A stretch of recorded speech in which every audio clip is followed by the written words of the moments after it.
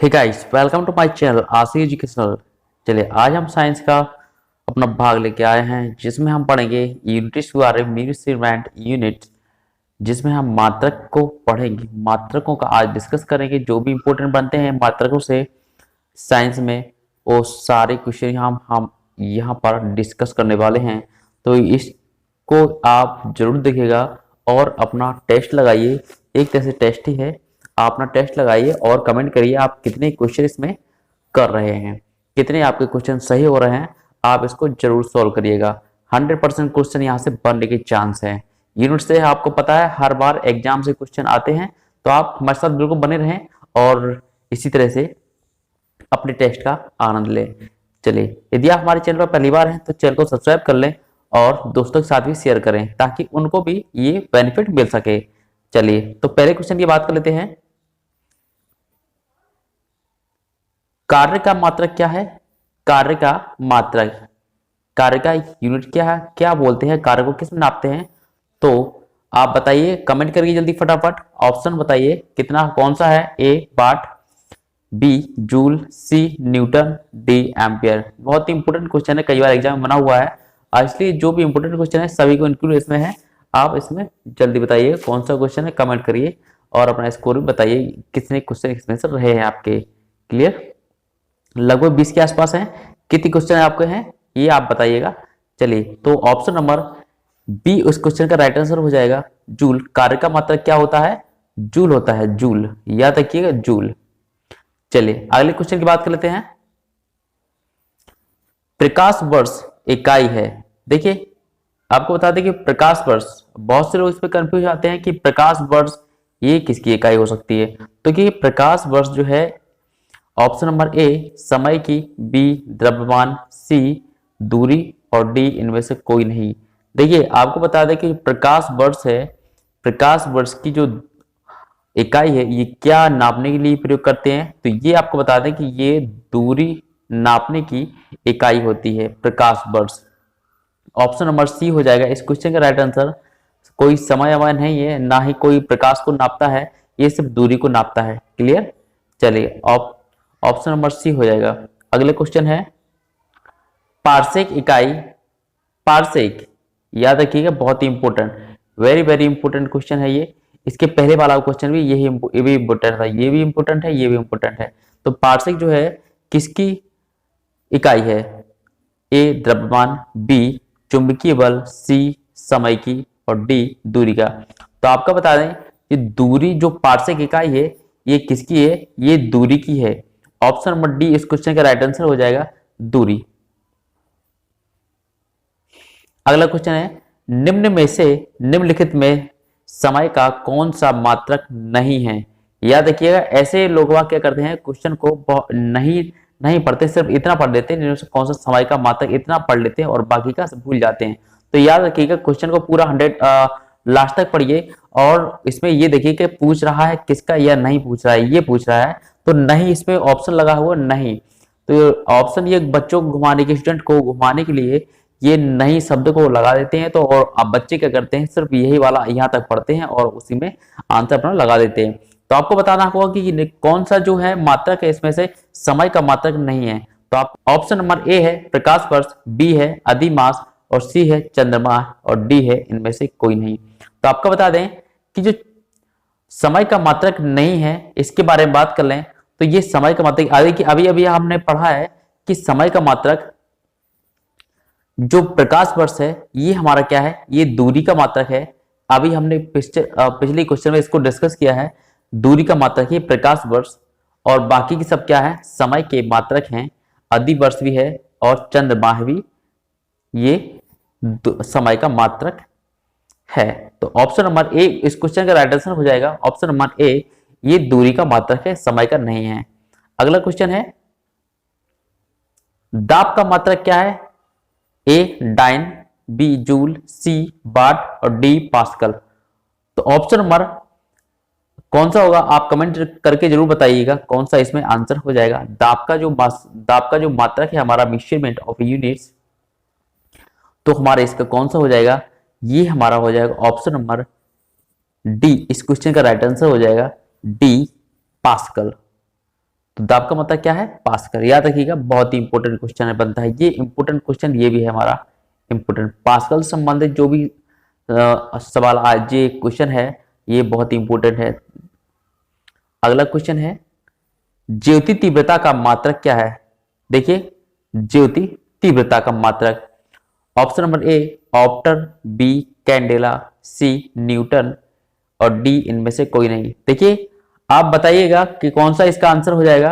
ये यदि आपको वीडियो थोड़ा जल्दी लग रहा हो तो आप उसको पॉज कर करके भी अपने सवालों को जवाब दे सकते हैं। याद रखिएगा, बहुत जल्दी बनाना पड़ता है। चलिए, ज्योति तीव्रता का मात्रक कौन सा है इसमें से? तो ऑप्शन नंबर बी इस क्वेश्चन का राइट आंसर हो जाएगा, कैंडेला। कैंडेला की बात करते हैं तो कैंडेला इसका राइट आंसर हो जाएगा। ज्योति तीव्रता का मात्रक क्या है? कैंडेला। याद रखिएगा, बहुत ही इंपॉर्टेंट क्वेश्चन बनते हैं सारे सारे।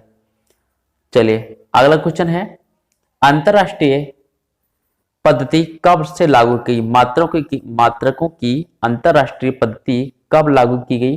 तो आपको बता दें, ऑप्शन नंबर ए 1965, बी 1971, सी 1991 और डी 1985। तो अंतरराष्ट्रीय पद्धति बोले तो जैसे हम बोलते हैं एसआई मात्रक, एसआई मात्रक सभी ने पढ़े होंगे, ये क्या होते हैं? एसआई भी मात्रक होते हैं। और अंतरराष्ट्रीय पद्धति ये क्या है? सिस्टमैटिक ऑफ इंडियन, एक तो इंडियन सिस्टम होता है, एक होता है इंटरनेशनल सिस्टम होता है। ठीक है, तो ये अंतरराष्ट्रीय पद्धति से यही क्वेश्चन पूछ लिया गया है कि कब से लागू कब की गई। तो आपको बता दें, ऑप्शन ऑफ बी इस क्वेश्चन का राइट आंसर हो जाएगा।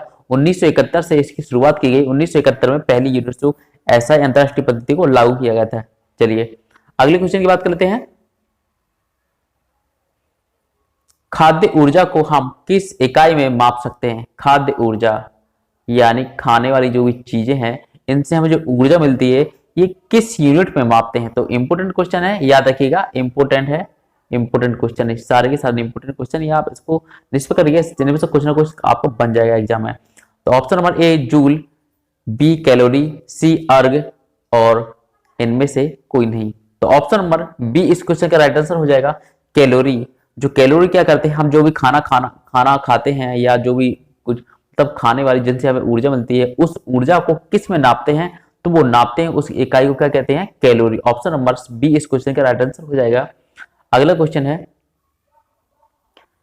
विद्युत मात्रा की इकाई क्या है? विद्युत मात्रा, देखिए, विद्युत यानी करंट को नापते हैं, ये किस इकाई में नापते हैं करंट को?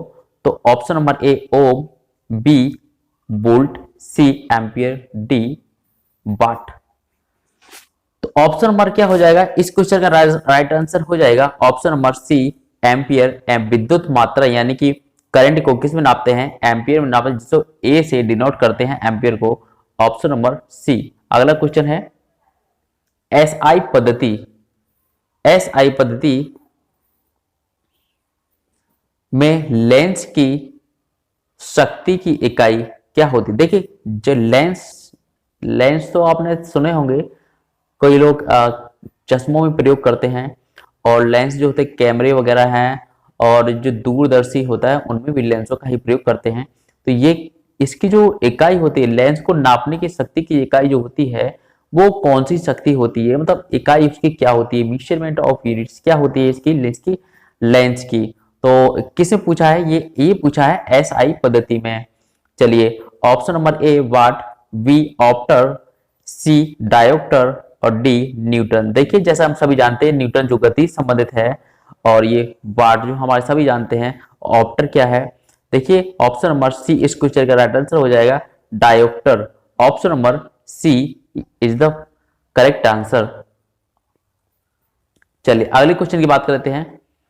एम्पियर क्या नापने की इकाई है? देखिए, अभी क्वेश्चन हमने पढ़ा है, एम्पियर यानी किसकी इकाई थी? अभी हमने ही डिस्कस किया है क्वेश्चन को, इसके एक दो क्वेश्चन पहले ही किए हैं, डिस्कस किए हैं। तो आप बताइएगा किसको नापते हैं एम्पियर में? तो ऑप्शन नंबर क्या हो जाएगा? ऑप्शन नंबर ए इस क्वेश्चन का राइट आंसर हो जाएगा। करंट को ही अभी बताए थे हमने, करंट को एम्पियर नापते जिससे ए से डिनोट करते हैं। ऑप्शन नंबर ए। अगले क्वेश्चन की बात कर लेते हैं। निम्नलिखित में से कौन वेक्टर मात्रा है? तो वेक्टर मात्रा है, देखिए ऑप्शन नंबर ए ऊर्जा, बी तापमान, सी बल, डी चाल। तो ऑप्शन नंबर सी इस क्वेश्चन का राइट आंसर हो जाएगा।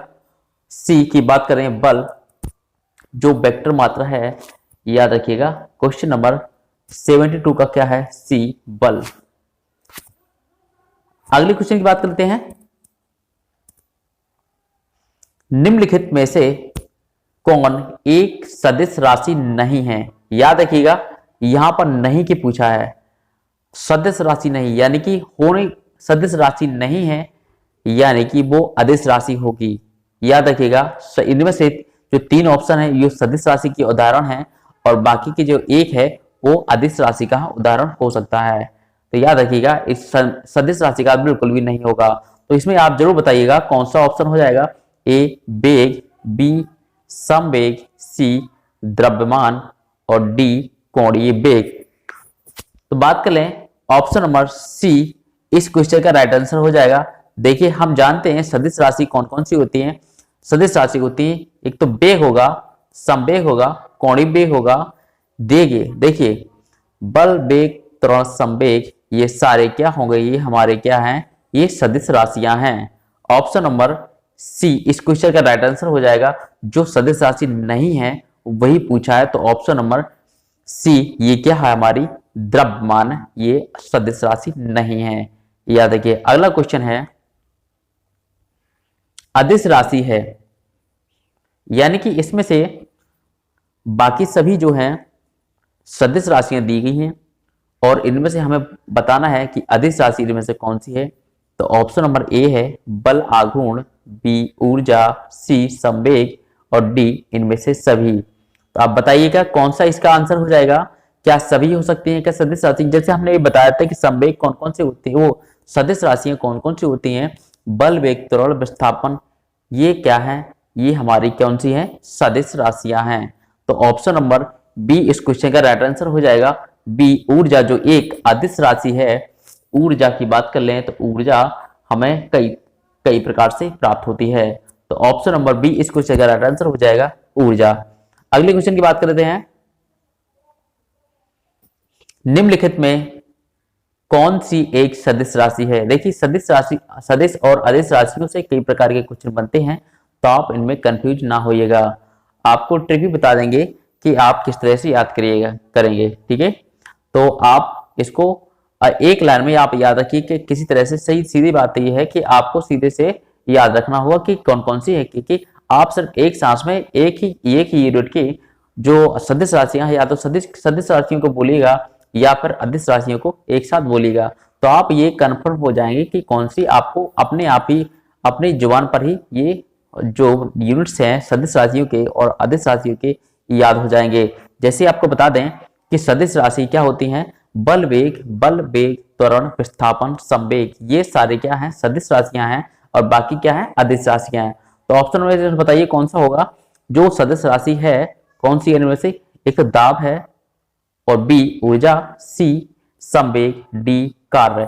तो ऑप्शन नंबर सी इस क्वेश्चन का राइट आंसर हो जाएगा। जैसे हमने बताया था बल, वेग, त्वरण, विस्थापन, संवेग ये सारे क्या हैं? ये एक सदिश राशि है। इसे आसानी से आप याद रख सकते हैं। बल, वेग, त्वरण, संवेग, विस्थापन याद रखिएगा सदिश है। Option number C. अगले क्वेश्चन की बात करते हैं, पदार्थ के संवेग और वेग के अनुपात में कौन सी भौतिक राशि प्राप्त की जाती है? तो आपको बता दें ऑप्शन नंबर ए है वेग, बी द्रव्यमान, सी कोणीय वेग और डी त्वरण। क्वेश्चन है पदार्थ के संवेग और वेग के अनुपात से कौन सी भौतिक राशि प्राप्त की जाती है? तो आपने ये देखिए ये चैप्टर बहुत ही इंपॉर्टेंट है। सारे क्वेश्चन यहाँ से बहुत से एक दो क्वेश्चन तो यहाँ से कंफर्म बनते ही बनते हैं, 2 मिनिमम और अधिकतर बन सकते हैं 3 से 4। याद रखिए ऑप्शन नंबर क्या हो जाएगा इस क्वेश्चन का राइट आंसर? तो ऑप्शन नंबर बी इस क्वेश्चन का राइट आंसर हो जाएगा द्रव्यमान। द्रव्यमान से क्या होता है? संवेग और वेग के अनुपात से जो भौतिक राशि प्राप्त होती है वो कौन सी है? द्रव्यमान। अगले क्वेश्चन की बात कर लेते हैं, रॉकेट किस सिद्धांत पर कार्य करता है? वेरी इंपोर्टेंट क्वेश्चन है, ये इंपोर्टेंट क्वेश्चन है, याद रखिएगा। अपनी कॉपी में नोट डाउन करिएगा। तो आप अपना कमेंट जरूर करते रहिए कि आप कितने स्कोर कर रहे हैं, अपने आंसर बताइए कि कितना स्कोर है, कितना इसका क्या आंसर है, और बाद में ये भी बताइए कि कितना स्कोर आपका रहा है। ये आपके लिए हेल्प रहा है या नहीं रहा है, तो आप ये जरूर कमेंट करिएगा। चलिए, रॉकेट किस सिद्धांत पर कार्य करता है? तो ऑप्शन नंबर ए ऊर्जा संरक्षण, बी बर्नौली प्रमेय, सी संवेग संरक्षण, और डी इनमें से कोई नहीं। तो ऑप्शन नंबर सी इस क्वेश्चन का राइट आंसर हो जाएगा। संवेग संरक्षण पर जो रॉकेट होता है हमारा, ये इस सिद्धांत पर करता है। किस सिद्धांत पर? संवेग संरक्षण पर, याद रखिएगा।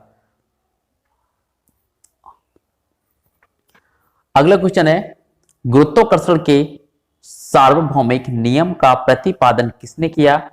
देखिए, option number A Galileo, B Newton, C Copernicus, D इनमें से कोई नहीं।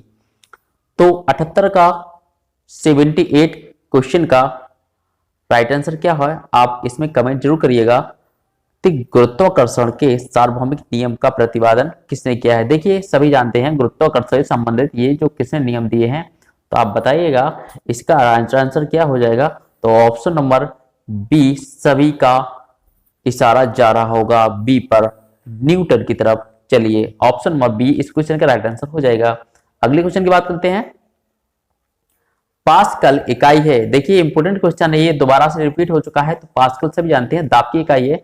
ऑप्शन नंबर ए इस क्वेश्चन का राइट आंसर हो जाएगा, पास्कल, याद रखिए। अब इंपोर्टेंट क्वेश्चन और बनता है क्यूसेक, जो क्यूसेक बहुत इंपोर्टेंट माना जाता है। इंपोर्टेंट क्वेश्चन है ये भी। देखिए, जितने भी इंपोर्टेंट बताए ये तो इंपोर्टेंट है ही, और बाकी के जो भी हमने डिस्कस किए हैं वो भी इंपोर्टेंट बन सकते हैं, याद रखिए। तो किसी को भी मिस ना करें, ये नहीं कि हमने जो इंपोर्टेंट लगाया है उसी को आप याद रखेंगे। तो आप सभी क्वेश्चन को याद रखिएगा, सभी को अपनी कॉपी में नोट डाउन करिए, बहुत ही इंपोर्टेंट क्वेश्चन बनते हैं, कोई सा भी आ सकता है। तो क्यूसेक से क्या नापा जाता है? ए जल की बहाव, और बी जल की गहराई, सी जल की मात्रा, और डी जल की शुद्धता। तो बात कर लेते हैं ऑप्शन नंबर ए की, जो जल का बहाव को नापता है। कौन? क्यूसेक। ये मापने की इकाई क्या है? क्यूसेक के द्वारा ये मापा जाता है, यूनिट में लिखा जाता है क्यूसेक के द्वारा। ऑप्शन नंबर ए। अगले क्वेश्चन की बात करते हैं। निम्नलिखित में से कौन सबसे अधिक प्रत्यास्थ है? निम्नलिखित में से कौन सबसे अधिक प्रत्यास्थ है? ऑप्शन नंबर ए गीली मिट्टी, बी प्लास्टिक, सी रबड़, डी स्टील। तो बताइएगा कौन सा आंसर हो जाएगा। देखिए, प्रत्यास्थ, सबसे अधिक प्रत्यास्थ है। तो आपको बता दें, जो प्लास्टिक होती है, गीली मिट्टी है, ये भी अपने आप में लचीली होती है। प्लास्टिक भी अपने आप में लचीली होती है, रबड़ भी अपने आप में लचीली होती है। सबसे अधिक प्रत्यास्थ यानी कि कठोर क्या है इसमें से? तो ये हमारा ऑप्शन नंबर डी हो जाएगा। इस क्वेश्चन का राइट आंसर स्टील। स्टील सभी जानते हैं लचीली नहीं होती है। तो ऑप्शन नंबर डी है हमारा क्या 81 क्वेश्चन का राइट आंसर, स्टील। यदि आपको वीडियो अच्छा लगा हो तो वीडियो को जरूर लाइक करिएगा, और दोस्तों के साथ, अपने दोस्तों के साथ भी ग्रुप में, एक एटलीस्ट ग्रुप में तो आप शेयर कर ही सकते हैं। चलिए, और इसी तरह हमारे साथ बने रहिए और चैनल को सब्सक्राइब करें।